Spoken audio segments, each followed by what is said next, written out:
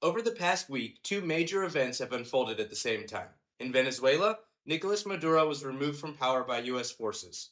In Iran, nationwide protests have spread across most provinces and turned deadly.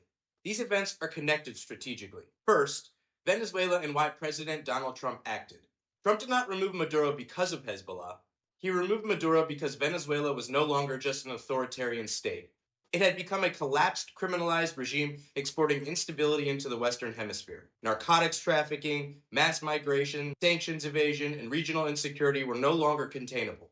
From Trump's perspective, allowing that regime to persist indefinitely inside the U.S. sphere of influence was unacceptable. This was about deterrence and hemispheric control. But Hezbollah and Iran matter here as consequences as well. Maduro's Venezuela had become deeply embedded in Iran's sanction evasion and proxy infrastructure.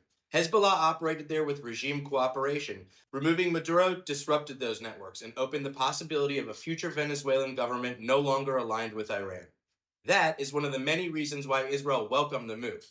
It weakens Hezbollah, removes an Iranian ally, and creates space for diplomatic normalization. Now to Iran. Iran is facing three converging pressures, and Trump has intensified all of them. The first is economic collapse.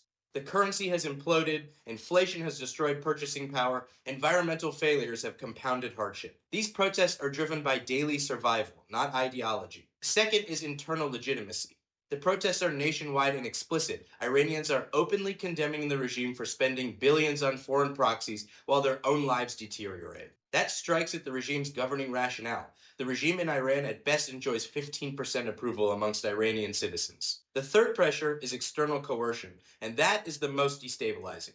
Trump has removed ambiguity. He has shown he is willing to extract a dictator directly from his capital. He has also already joined forces with Israel to strike Iran directly and dismantle core elements of Iran's regional power projection. That matters because Iranian leadership now faces two existential threat vectors at once. One is internal.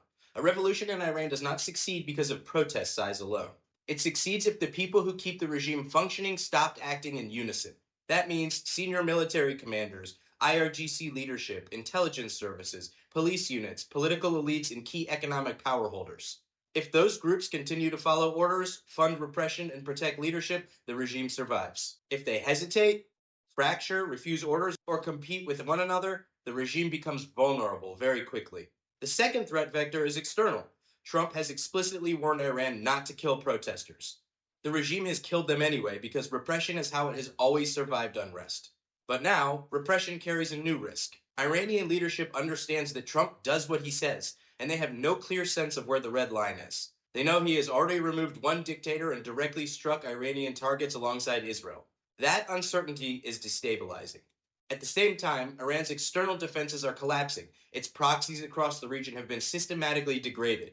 Hezbollah in Lebanon, Hamas in Gaza, Assad and militias in Syria and Iraq, and the Houthis have all suffered severe losses. Billions were spent to build strategic depth, and what remains is attrition and exposure. The Iranian public sees this. The leadership sees it too. Now, why does Venezuela matter psychologically to Iran? Because Iran long believed that regimes survive as long as their security and political elites stay unified, regardless of economic collapse. Venezuela appeared to confirm that model. That belief has now been shattered. Maduro's removal demonstrated that regime survival is not guaranteed once strategic tolerance ends. So, what happens next?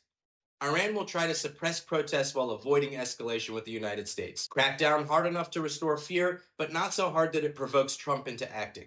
The problem is, they have no idea where the line is with Trump. That makes every decision riskier.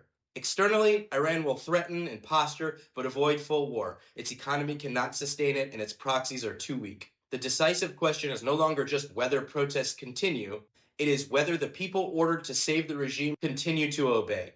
And on top of that, for the first time in decades, Iran's leadership must make that calculation while knowing that one wrong move could end everything from abroad.